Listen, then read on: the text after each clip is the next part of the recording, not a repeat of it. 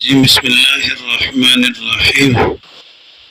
وقالت اليهود ليست النصارى على شيء وقالت النصارى ليست اليهود على شيء وهم يتلون الكتاب كذلك قال الذين لا يعلمون مثل قولهم فالله يحكم بينهم يوم القيامة فيما كانوا فيه يختلفون ومن أظلم ممن منع مساجد الله أن يذكر فيها اسمه وسعى في خرابها أولئك ما كان لهم أن يدخلوها إلا خائفين لهم في الدنيا خزي ولهم في الآخرة عذاب عظيم ولله المشرق والمغرب فأينما تولوا فثم وجه الله إن الله واسع عليم. یہود و نصارہ کے متعلق ماقبل والی آیات کے اندر یہ بات بیان ہوئی کہ ان دونوں کا ایک عقیدہ مشترکہ تھا. اس مشترکہ عقیدے کے مطابق جنت میں صرف یہودی جائیں گے یا جنت میں صرف عیسائی جائیں گے. اور پھر دوسرا عقیدہ ان کا یہ تھا کہ یہودی کہا کرتے تھے کہ جنت میں صرف وہی جائے گا جو یہودی ہوگا، اور عیسائی کہا کرتے تھے جنت میں صرف وہی جائے گا جو عیسائی ہوگا.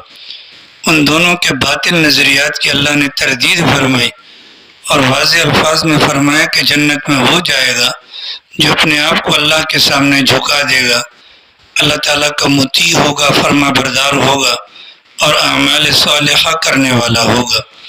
اب یہ جو آیت نمبر 113، 114 اور 115 کی آپ کے سامنے تلاوت ہوئی ہے، ان تینوں آیات کے اندر تین مختلف مسائل کو اللہ تعالیٰ نے بیان فرمایا ہے.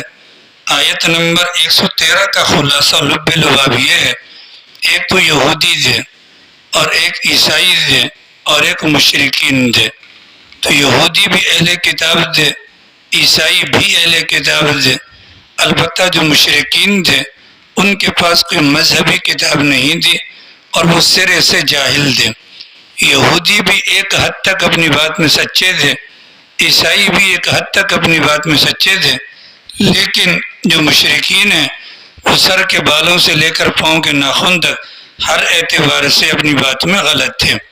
چنانچہ یہودی عیسائی یہ دونوں اہل کتاب تھے، لیکن اپنی کتاب ہونے کے باوجود بھی وہ اپنے غیر کی نفی کرتے تھے، حالانکہ انہیں حقیقت حال معلوم تھی. مثال کے طور پر یہودی ہیں، تورات کو ماننے والے، حضرت عیسیٰ پر ایمان کا دعویٰ کرنے والے، اور انہیں معلوم بھی تھا کہ حضرت عیسیٰ اللہ کے برگزیدہ پیغمبر ہیں، ان پر مذہبی کتاب اللہ نے انجیل اتاری ہے. اس کے باوجود وہ عیسائیوں کی تردید کیا کرتے تھے کہ عیسائی جھوٹے ہیں، مطلب یہ جو نصارہ ہیں ان کی کوئی حقیقت نہیں ہے. حقیقت نہ ہونے کی وجہ وہ یہ بیان کرتے تھے کہ یہ جو حضرت عیسیٰ ہیں معاذ اللہ، ان کے متعلق ان کا دعویٰ تھا کہ یہ دجال ہے معاذ اللہ. اسی بنیاد پر حضرت عیسیٰ کو قتل کرنے کے وہ در پر ہوئے اور انہوں نے حضرت عیسیٰ کو طرح طرح کی تکلیفیں پہنچائی. وہ حضرت عیسیٰ کو بھی نہیں مانتے تھے، ان پر نازل ہونے والی کتاب کو نہیں مانتے تھے، اس وجہ سے کہا کرتے تھے عیسائی کچھ بھی نہیں ہیں. دوسری طرف آپ عیسائیوں کو دیکھ لیں، ان کی آسمانی کتاب انجیل ہے اور ان کے پیغمبر حضرت عیسیٰ ہیں، اور انہیں معلوم بھی ہے کہ تورات اپنی جگہ اللہ کی طرف سے نازل شدہ سچی کتاب ہے، اور حضرت موسیٰ علیہ السلام اللہ کے جلیل القدر پیغمبر ہیں، لیکن دشمنی میں آ کر وہ یہود کا یا ان کی کتاب کا یا ان کے نبی کا انکار کر دیا کرتے تھے. تو یہ جو آپس میں لڑا کرتے تھے تو مشرکین مکہ 2 قدم ان سے آگے نکل جاتے اور وہ کہا کرتے تھے کہ یہودی بھی کچھ نہیں ہے اور عیسائی بھی کچھ نہیں ہے، دنیا کے اندر اگر کوئی ہے تو وہ صرف ہم ہیں کہ ہم حضرت ابراہیم علیہ السلام کو ماننے والے اور ان کے طریقے پر اور ان کے مذہب پر اور ان کی شریعت پر ہم قائم ہیں. اب اگر دیکھا جائے تو یہودی بھی غلط کر رہے تھے، عیسائی بھی غلط کر رہے تھے، لیکن مشرکین تو بہت زیادہ غلط کر رہے تھے. ان تینوں کے متعلق اللہ نے فرمایا کہ یہودیوں کا یہ کہنا عیسائی کچھ نہیں ہے، جبکہ وہ اپنی کتاب تورات کے اندر ان کے متعلق پڑھ چکے ہیں. عیسائیوں کا کہنا کہ یہودی کچھ نہیں ہے، ان کی مذہبی کتاب انجیل کے اندر ان کا تذکرہ موجود ہے، اس کے باوجود ان کا یہ کہنا یہ کسی بھی طور پر جائز نہیں ہے۔ پھر اللہ تعالیٰ نے فرمایا یہ پڑھے لکھے تھے، ان کی باتیں سن کر جاہل بھی آگے بڑھ آئے، یعنی مشرکین، اور انہوں نے بھی ان جیسی باتیں کرنا شروع کر دی۔ جب ان جیسی باتیں انہوں نے کرنا شروع کی، اللہ فرماتے ہیں ان تمام لوگوں کے درمیان جو اختلاف کی کیفیت ہے کہ وہ غلط میں صحیح وہ غلط، یہ جو کیفیت ہے اس کا فیصلہ اللہ فرماتے ہیں کل قیامت والے دن ہوگا، اور اس موقع پر جس بات میں ان کو شک ہے یا جس بات پر اتفاق پیدا نہیں ہو رہا، اس بات کا فیصلہ کل قیامت والے دن کیا جائے گا۔ اتنی بات واضح ہو گئی۔ اب مشرکین ہیں، آپ حضرات جانتے ہیں حضرت ابراہیم کے اولاد میں دو بیٹے ہوئے، ایک حضرت اسماعیل ہیں اور ایک حضرت اسحاق ہیں۔ تو حضرت اسماعیل بیت اللہ شریف کی ولادت بیت اللہ شریف کے اندر یعنی مکہ مکرمہ میں ان کی ولادت ہے اور ان کی نسل یہیں سے چلی ہے۔ تو ہمارے پیغمبر سے پہلے حضرت اسماعیل تک کا جو زمانہ ہے یہ لگ بھگ 2200 سال کا بنتا ہے، 2200 سال کا عرصہ بنتا ہے، اور 2200 سال پہلے عرب کی سرزمین پر حضرت اسماعیل پیغمبر تھے، اس میں انکار نہیں ہے۔ لہذا اس شریعت کو لے کر کافی عرصے تک عرب کے لوگ دین ابراہیمی پر چلتے رہے، اس میں بھی کوئی شک نہیں ہے۔ لیکن زمانہ جب بہت زیادہ گزر گیا تو نبی کی تعلیم ان کے دماغوں سے ہٹ گئی، جس کی وجہ سے طرح طرح کی بدعات کا ان لوگوں نے ارتکاب کیا، اور کعبۃ اللہ کی باہر والی دیوار پر 360 بت انہوں نے گھڑ لیے اور کعبۃ اللہ کو شرک کا مرکز بنا لیا۔ حضرت آدم کے دو بیٹے تھے، ایک کا نام تھا حابیل اور ایک کا نام تھا قابیل، ایک کا نام تھا حابیل اور ایک کا نام تھا قابیل۔ ان میں سے جو بچہ شہید ہوا تھا اس کا نام تھا حابیل۔ تو حابیل مظلوم من شہید ہوا تھا، تو مشرکین مکہ نے حابیل کے نام کا بت احبل کے نام سے بنایا اور اسے لا کر کعبۃ اللہ کے اندر گاڑ دیا کہ یہ مظلوم تھا، اس کے ساتھ اللہ کی مدد ہے، ہم اس کو پوجیں گے تو اللہ کی مدد بھی ہمارے ساتھ ہو جائے گی۔ اس زمانے کے اندر زیادہ رش کھش نہیں ہوتا تھا اور اندھیرا ہوتا تھا، بجلی کا سامان بھی نہیں ہوتا تھا، کعبۃ اللہ کے اندر افراد بھی کم ہوتے تھے۔ اس زمانے میں ایک مرد تھا اور ایک عورت تھی، ان کے آپس میں ناجائز تعلقات تھے۔ مرد کا نام عیساف تھا اور عورت کا نام نائلہ تھا۔ ان دونوں ظالموں نے رات کی تاریکی کا فائدہ اٹھایا اور کعبۃ اللہ کے اندر انہوں نے منہ کالا کر دیا۔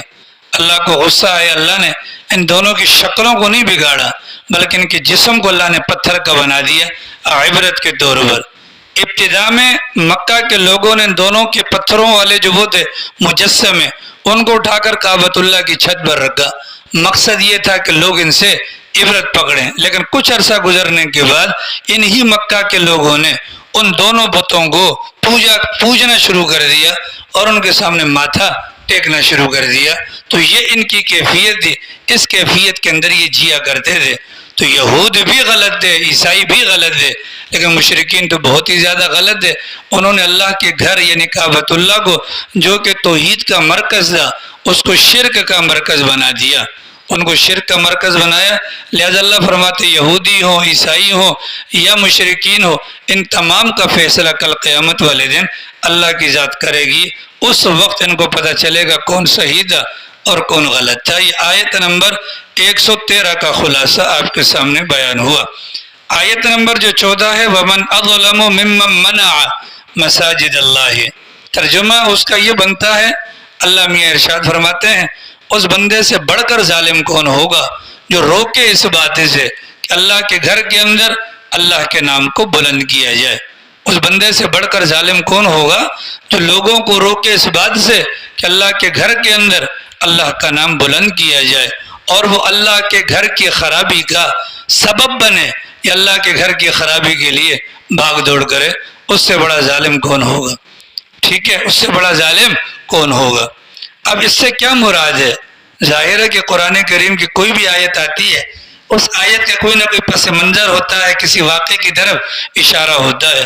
اب اس آیت کریمہ سے کون سا بندہ مراد ہے کہ جس کو ہم ظالم قرار دیں کہ جس نے اللہ کے گھر سے روکا ہو علماء امت نے مختلف مطالب، مختلف اس کے مفاہیم بیان کیے ہیں، اس سے یہ بھی مراد ہو سکتا ہے، یہ بھی مراد ہو سکتا ہے۔ تو بعض حضرات کا تو یہ کہنا ہے کہ مکہ مکرمہ کی زندگی میں مشرکین مسلمانوں کو تکلیف پہنچاتے تھے، اور خود سرکار دو عالم صلی اللہ علیہ وسلم مکہ مکرمہ کے اندر کھلم کھلا نماز ادا نہیں کر سکتے تھے۔ تو یہ وہ ظالم تھے جو مسلمانوں کو ایذا پہنچاتے تھے، اور ایذا پہنچانے کی پیچھے جو ان کی لوجک تھی وہ کیا تھی کہ یہاں پر حرم کو وہ بھی اللہ کا گھر مانتے تھے، لیکن وہ یہ چاہتے تھے اللہ کے گھر کے اندر اللہ کا نام بلند نہ کیا جائے، لہذا طرح طرح کے ہتھ کنڈے استعمال کرتے تھے۔ ٹھیک ہے، ابو بکر صدیق رضی اللہ عنہ نے اسی بنیاد پر اپنے گھر کے صحن کے اندر مسجد بنا لی تھی، اور وہاں بیٹھ کر تلاوت کیا کرتے تھے۔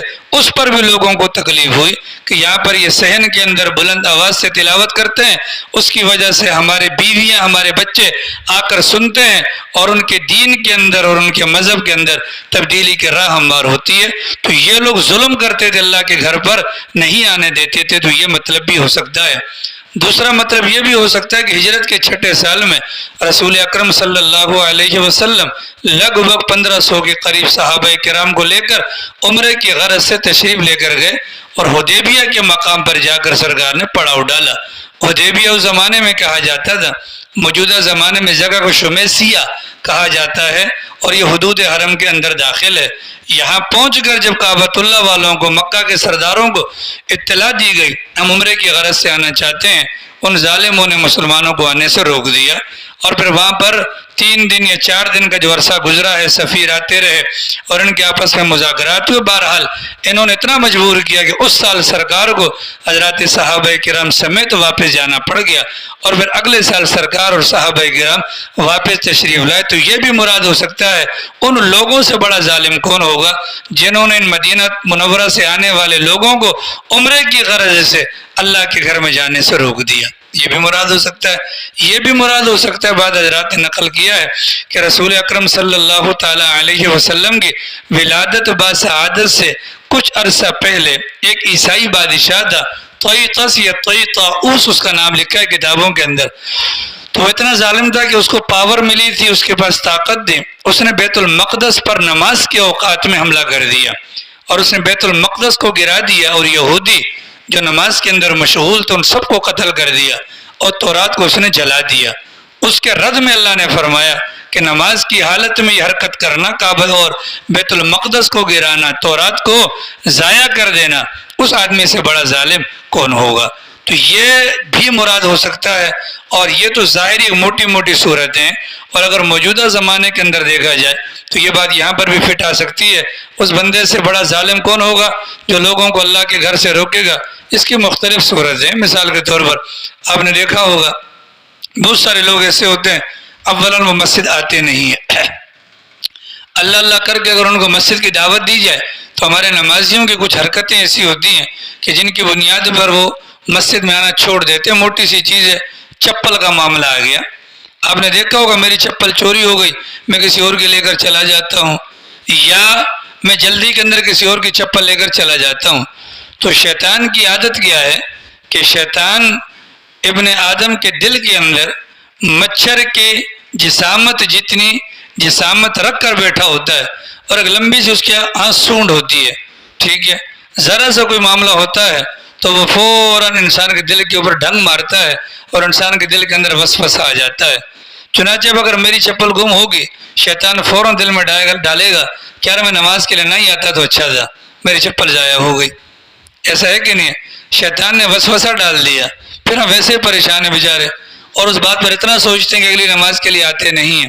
یہاں پر 50 سے ایک بندہ ظہر کی نماز پڑھنے آیا، فضائل کی تعلیم ظہر کے بعد اندر ہو رہی تھی، وہ اپنی سائیکل پر آیا، وہ تعلیم کے اندر بیٹھا، پیچھے سے کوئی سائیکل لے کر بھاگ گیا، اس کے بعد آج تک وہ بندہ مسجد میں نہیں آیا۔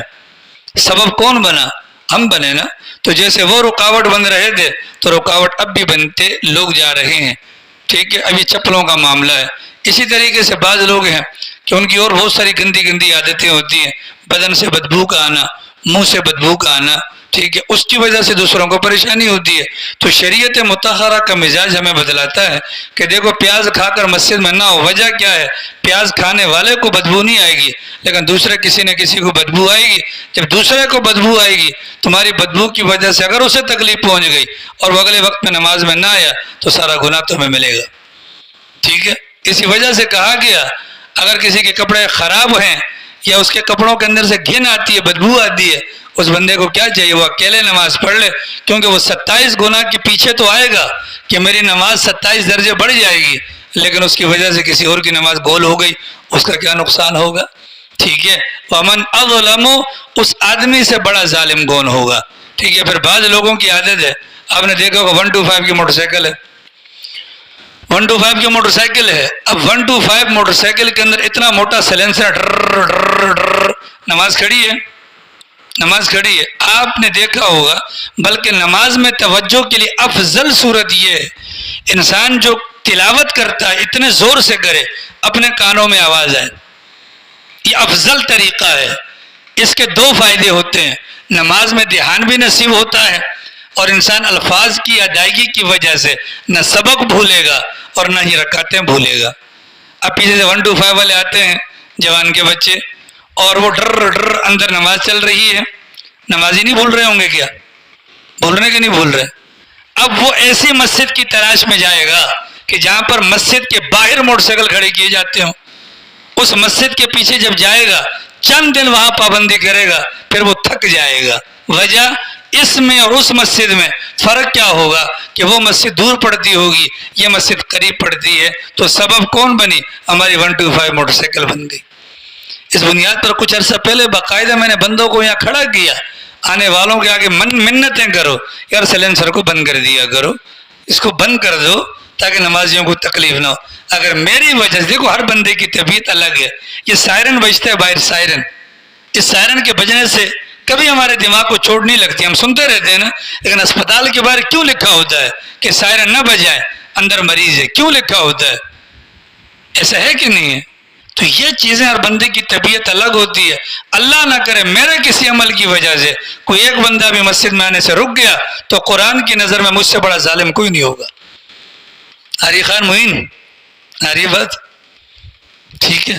بہت سارے لوگ ہیں ماشاءاللہ برکت کے لیے ہگنے کے لیے بھی آتے ہیں، عجیب و غریب شرم و حیا بھی لوگوں کو نہیں ہے نا۔ اب گھر سے آ رہے ہو گھر پہ ہگ کے آ جاؤ یار، گھر سے آ رہے ہو گھر پہ ہگ کے آ جاؤ، وضو کر چلو، یہ ہگنا ہی ہے، برکت کے دروازہ تو ایسا بند کرو، دھڑ دھڑ دھڑ، ٹھیک ہے۔ اب یہ جو آواز ہے یہ والی دروازے والی کہ لوہا جب لوہے سے ٹچ ہوتا ہے ایک سیٹی کی سی آواز آتی ہے، جو بی پی کا مریض ہوتا ہے اس کے دماغ کے اوپر اٹیک ہوتا ہے۔ یقین نہ ہے تو جو بی پی والے ہیں ان کے سامنے دروازہ بجا کر دیکھ لیں، آ رہی ہے۔ اگر اس حرکت کی وجہ سے کوئی مسجد نہیں آ رہا تو ٹھیک ہے۔ ہمارے بعض دوستوں کی غلط حرکتیں، وہاں پر وضو خانے میں بیٹھ کر اتنے زور سے باتیں کر رہے ہوتے ہیں، مصلی پر بھی آواز آ رہی ہوتی ہے۔ اگر کوئی بندہ نمازی اس وجہ سے متنفر ہو گیا کہ یہاں تو سارے کے سارے جاہل ہیں یار، یہاں نماز نہ پڑھنا بہتر ہے، اس نے گھر پر نماز شروع کر دی، پھر کیا بنے گا؟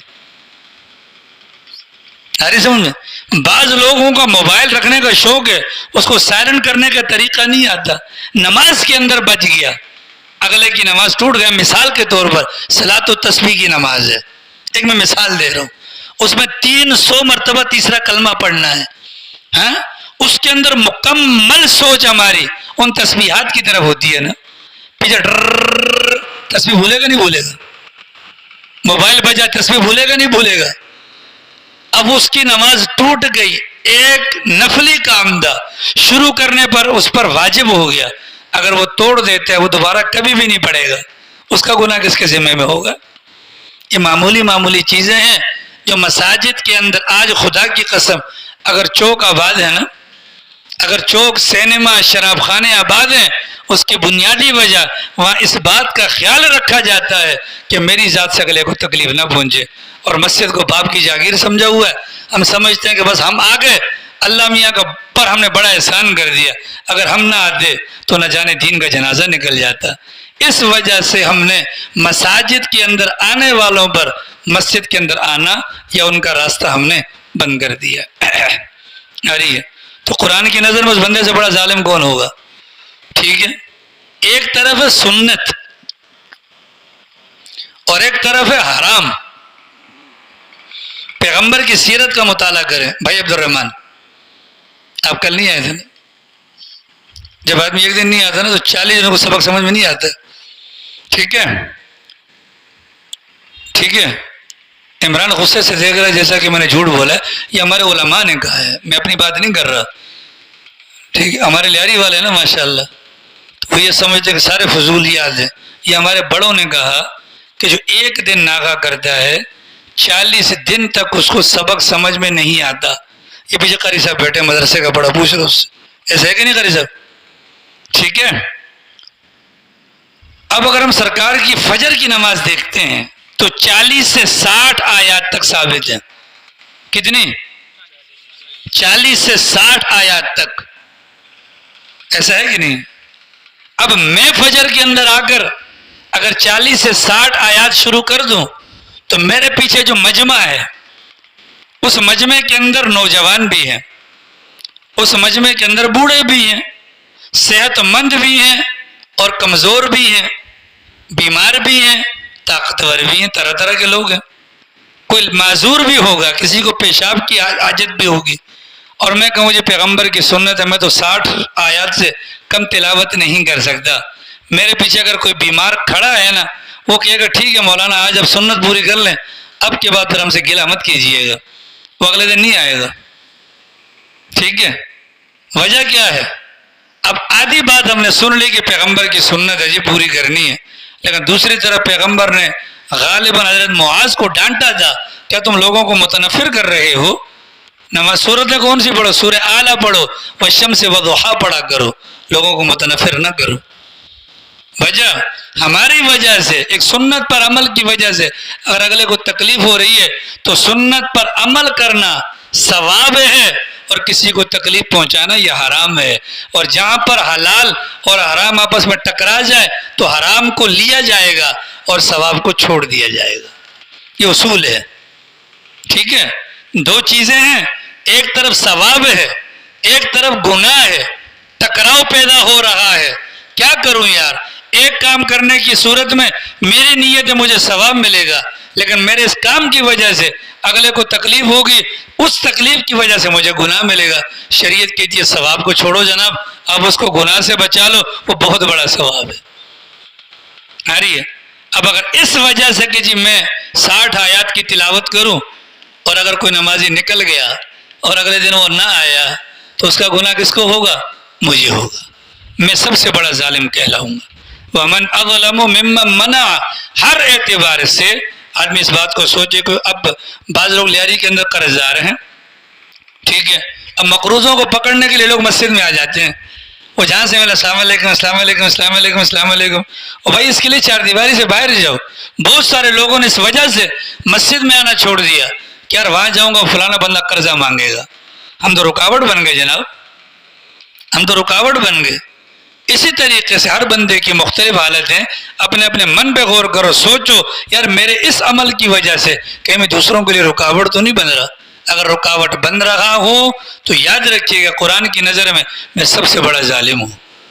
ٹھیک ہے. وَمَنْ أَظْلَمُ مِمَّنْ مَنَعَ مَسَاجِدَ اللَّهِ أَنْ يُذْكَرَ فِيهَا اسْمُهُ وَسَعَى فِي خَرَابِهَا, اور مسجد کی بربادی کی طرف دوڑے.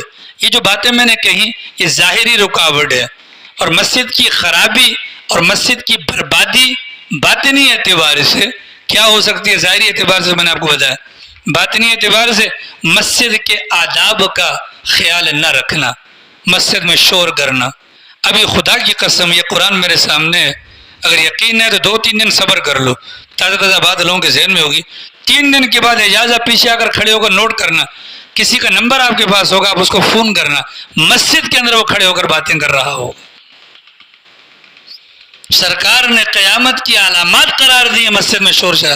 ہیلو ہیلو, یہ کیا بیہودگی ہے یار؟ ایسا ہوتا ہے کہ نہیں ہوتا؟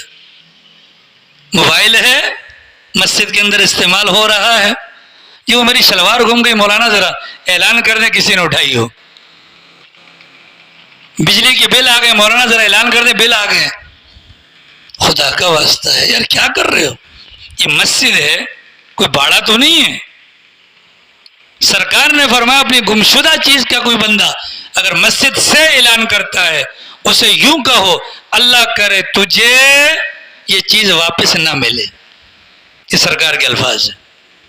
مسجد کے اندر اگر کوئی تجارت کرتا ہے، یہاں بیٹھ کر سودے ہو رہے ہوتے ہیں اور میں نہیں شاہد ہوں اس بات کا، سرکار نے فرمایا جو مسجد کے اندر اگر تجارت کی بات کرے اس کو دعا دو اللہ کرے تیری یہ تجارت نہ ہو. یہ مسجد کے ادب کا جنازہ نکال دیا. مسجد کے متعلق فرمایا کہ معین خان سو رہا ہے، 2 جھٹکے آپ کو لگ چکے ہیں، یاد رکھیے گا میں سبق یاد کر کے نہیں آتا، اللہ اسی وقت دل میں ڈالتا ہے. ٹھیک ہے، برا مت بنائے گا میری بات کا. نہ میں رٹی رٹائی آپ کو تقریر سناتا ہوں، اللہ سے مانگ کر بیٹھتا ہوں، لہذا خدا کے لیے غور سے سنا کرو. مسجد کے آداب میں لکھا ہے مجنون دیوانوں کو نہ لایا جائے. تو مجنون کون ہے؟ صحیح مجنون وہ جن کو اچھے بھلے کی تمیز نہیں ہے. یہاں پر اچھے بھلے ہیں، ان کو بھی اچھے برے کی تمیز نہیں. اگر تمیز ہوتی تو خدا کی قسم یہ حال نہ ہوتا. ہاتھ باندھنے کی تمیز ہے، یہ اس طرح ہاتھ باندھنا، ایسے تو بچے بھی نہیں باندھتے. یہ چھوٹا سا بچہ یہ بھی نہیں باندھتا، باہر کسی چول کو پکڑ کے لے کے وہ بھی نہیں باندھے گا. ہاں، رکوع کرنے کا غلط طریقہ ایسے تو بچے بھی نہیں کرتے. سرکار نے دیوانوں اور چھوٹے بچوں کے متعلق جن کو سمجھ نہ ہو منع کیا، ان کو مسجد میں نہ لو. وجہ آداب کی رعایت نہیں کریں گے، مسجد کا ماحول خراب ہوگا. وہ اگر پیشاب کر دیں گے، تھوک دیں گے، مسجد خراب ہو جائے گی. یہ آداب میں لکھا ہے، مسجد کے آداب میں. قبلہ کس طرف ہے؟ قبلہ اس طرف ہے نا. قبلہ کس طرف ہے؟ اس طرف ہے. اس طرف تھوکنا منع ہے. یہاں تک بڑوں نے لکھا جو تھوکے گا کل قیامت والے دن یہ تھوک ہمارے منہ پر آئے گا. اب باہر پورے ہم یہ کرتے رہتے ہیں حرکتیں، اور مسجد کے ڈز یعنی کیسے منہ سے منع کرے یار؟ کچھ شرم و حیا بھی ہوتی ہے. ایک مرتبہ صرف بے دہانی میں سرکار سے یہ عمل ہوا، سرکار فوراً گئے، ریٹ کو صاف کیا اور باقاعدہ وہاں پر خوشبو لگائی. یہ پیغمبر کا عمل ہے. اور ہمارے یہاں تو سردی آئیں گی نا، اجازت بھائی آنے والی، اللہ کرے سردی آ جائے، دریا بچھاتے نیچے، پھر ہمارے والے یہ یہاں تک، پھر دیکھتے ہیں پھر دری کے ساتھ. یہ مسجد کے آداب کے خلاف ہے یار. کنگھی مارتے ہیں، بال سارے مسجد کے اندر، یہ آداب کے خلاف ہے یار. ٹھیک ہے، یہ آداب کے خلاف ہے اور کوئی تمیز نہیں ہے مسجد کے اندر آنے کی. یہ مسجد کے آداب کے خلاف ہے. خدا کی قسم اگر ہم آداب کی رعایت کر لیں، الدین کلہ ادب، دین نام ہے سارا کا سارا ادب کا. ہم سب کچھ ہیں لیکن بے ادب ہیں. ہم سب کچھ ہیں، کیا ہیں؟ بے ادب ہیں. وسعیٰ فی خرابیہا. اللہ فرماتے ہیں کہ اولئک ما کان لہم ان یدخلوها، کافروں کو تو چاہیے تھا کہ وہ اللہ کے گھر میں داخل نہ ہوں الا خائفین، مگر ڈرتے ہوئے. لہم مگر کیا؟ ڈرتے ہوئے. انہیں اس حالت میں آنا چاہیے تھا. وہ رکاوٹ بھی بن رہے ہیں بیرونی اعتبار سے، رکاوٹ بھی بن رہے ہیں اندرونی اعتبار سے. لہم خزی فی الدنیا، لہم فی الدنیا خزی، ان کے لیے دنیا کی زندگی میں رسوائی ہے. تو یہ یاد رکھیے گا، جو بندہ کسی اور کے لیے، جو بندہ کسی بھی اور کے لیے کسی بھی سبب سے مسجد میں آنے سے رکاوٹ بنا، اس کے لیے دنیا کے اندر رسوائی ہے. وَلَهُمْ فِي الْآخِرَةِ عَذَابٌ عَظِيمٌ، اور ان کے لیے آخرت کے اندر کیا ہے؟ بڑا عذاب ہے. آخرت کے اندر کیا ہے؟ بڑا عذاب ہے. کچھ دن پہلے مسجد میں آیا، ادھر ایک بندہ بیٹھا ہوا ہے اور ادھر ایک اور بندہ بیٹھا ہوا ہے. ادھر والا لمبی داڑھی، ادھر والا بیچارہ پہلی مرتبہ آیا تھا. اس نے اس کے اوپر چڑھائی کہ اس کو سب سے اٹھا دیا. پینٹ شرٹ والا تھا، ٹوپی پہنی ہوئی تھی اور داڑھی چھوٹی چھوٹی تھی، اس کو اٹھا دیا سب سے. اس دن کے بعد 1-2 مرتبہ وہ بندہ مجھے نظر آیا، اسے مسجد چھوڑ دی. رکاوٹ بن گئے نا. لہم فی الدنیا خزی، ان کے لیے دنیا کے اندر رسوائی اور آخرت کے اندر بڑا عذاب ہے. اس وجہ سے فرمایا گیا جناب مسلمان بننا آسان ہے، مسلمان بن کے رہنا اور اپنے اسلام کو، ایمان کو اللہ میاں تک پہنچانا بہت مشکل ہے۔ لہذا نماز کے لیے آیا کریں، بڑی توجہ کے ساتھ آیا کریں، ایسا نہ ہو ہمارے آنے جانے سے، ہمارے بولنے سے، ہمارے کہنے سننے سے اگر کسی کو تکلیف ہو گئی تو ہم سب سے بڑے ظالم، قرآن کے حکم کے مطابق جو سزا کافروں کی وہ سزا ہماری بھی ہوگی۔ اتنی بات واضح ہو گئی جی؟ پیچھے والے سرکار اتنی بات واضح ہو گئی؟ کیا بولا میں نے؟ ٹھیک ہے، مکہ مکرمہ میں سرکار تھے تو کعبۃ اللہ سامنے تھا، مکہ مکرمہ میں سرکار تھے تو کعبۃ اللہ سامنے تھا، کعبۃ اللہ کے 4 اطراف ہیں، ٹھیک ہے، انشاءاللہ بھی جائیں گے، اللہ آپ کے ساتھ کہ ہمیں بھی لے کر جائے، سب کو لے کر جائے، حج پہ جا رہے ہیں، اللہ قبول فرمائے، سب دعا کریں، جس نے نیت کی ہے خدا سب کو وہاں پر لے کر جائے، ٹھیک ہے۔ اور یہ جو حج کے لیے جاتے ہیں کیوں جاتے ہیں آپ کو پتہ ہے؟ آپ کو پتہ ہے کعبۃ اللہ کو جب اللہ نے بنایا حضرت ابراہیم سے فرمایا جاؤ وہ جبل ابی قبیس کے اوپر کھڑے ہو کر اعلان کرو، ٹھیک ہے، کہ لوگوں اللہ کا گھر بن گیا، اب تم حج کے لیے آ جاؤ۔ اس موقع پر حضرت ابراہیم نے کہا کہ خدا میری آواز کہاں تک پہنچے گی، کیونکہ وہ تو اقوام عالم کا سینٹر تھا نا۔ اللہ میاں نے کیا فرمایا؟ آواز لگانا آپ کا کام ہے اور ساری دنیا تک پہنچانا ہمارا کام ہے۔ اس وقت روحیں آسمانوں پر موجود تھیں، اللہ نے آواز وہاں تک پہنچائی، تو جس کسی نے حضرت ابراہیم کی آواز پر لبیک کہا تھا وہ مرنے سے پہلے وہاں پر ضرور جائے گا۔ جس نے 1 دفعہ کہا 1 دفعہ جائے گا، جس نے 100 دفعہ کہا وہ 100 دفعہ جائے گا۔ امام ابو حنیفہ نے 75 حج کیے تھے، گویا کہ امام صاحب کی روح نے 75 مرتبہ جواب دیا تھا، ٹھیک ہے۔ اب پتہ نہیں ہماری روح نے دیا نہیں دیا، 1 دفعہ تو دیا ہوگا، ہم بھی ہو کے آگے، اب آگے کا کوئی پتہ نہیں ہے کتنی مرتبہ جواب دیا۔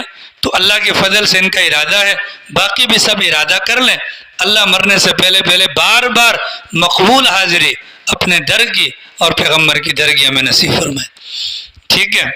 اب یہ جو اس میں حجر اسود ہے، حجر اسود سے جو پیچھے والی سائیڈ ہے، سرکار جب بھی نماز پڑھ دے تو یہاں پر کھڑے ہوا کرتے تھے، اور یہاں پر کھڑے ہونے کا فائدہ یہ ہوتا تھا کہ کعبۃ اللہ بھی سرکار کے سامنے پڑتا تھا اور بیت المقدس بھی سرکار کے سامنے پڑتا تھا، تو دونوں کی طرف چہرہ ہو جاتا تھا، جس کو رکن یمانی کہتے ہیں نا، اس والی سائیڈ پر۔ اب سرکار جب مکہ مکرمہ سے مدینہ گئے تو اللہ تعالیٰ کی طرف سے حکم بھی آ گیا تھا کہ یہودیوں کی موافقت میں ان کی دلجوئی کے لیے کچھ دنوں کے لیے قبلہ بیت اللہ نہیں ہوگا بلکہ قبلہ بیت المقدس ہوگا۔ 16 یا 17 مہینے یہ ترتیب قائم رہی۔ سرکار کی تمنا تھی اللہ کرے جلد از جلد وہ قبلہ چینج ہو جائے، ہمارا اپنا قبلہ ہمیں مل جائے۔ چنانچہ مکہ مدینہ منورہ سے قریب ہی کے اندر ایک محلہ ہے بنو سلمہ، اس کے اندر ایک مسجد تھی، وہاں سرکار ظہر کی نماز پڑھ رہے تھے، 2 رکعت نماز سرکار نے پڑھا لی تھی، اوپر سے حکم آ گیا اور باقی ماندہ 2 رکعتیں کعبۃ اللہ کی طرف منہ کر کے پڑھی گئی۔ اس وقت اس مسجد کا نام مسجد قبلتین ہے، موجود ہے، وہاں پر لوگ جاتے ہیں۔ اب جب یہ حکم آیا یہودیوں کو پھر منہ کھولنے کا موقع مل گیا، ان کے مذہب کا کیا اعتبار، ان کا تو قبلہ بھی چینج ہوتا رہتا ہے۔ جب یہ کہا اللہ نے فرمایا وَلِلَّهِ الْمَشْرِقُ وَالْمَغْرِبُ، وَلِلَّهِ الْمَشْرِقُ وَالْمَغْرِبُ، تو مشرق وہ ہے، مغرب یہ ہے، ہمارا قبلہ ادھر ہے، ان کا قبلہ ادھر ہے۔ اللہ نے بات کی وضاحت کر دی، وَلِلَّهِ الْمَشْرِقُ وَالْمَغْرِبُ، اللہ ہی کا ہے، مشرق ہو یا مغرب ہو، فَأَيْنَمَا تُوَلُّوا فَثَمَّ وَجْهُ اللَّهِ، تم جہاں کہیں پر بھی ہو، جس طرف بھی رخ کرو گے اللہ اسی جانب موجود ہے۔ یہ تو نہیں کہ اللہ خالی مغرب میں ہے، اللہ مشرق میں بھی ہے، اللہ شمال میں بھی ہے اور اللہ جنوب کے اندر بھی ہے۔ ان اللہ واسع علیم، بلا شبہ اللہ کی ذات کا علم بہت زیادہ وسیع ہے۔ اللہ پاک توفیق عمل نصیب فرمائے۔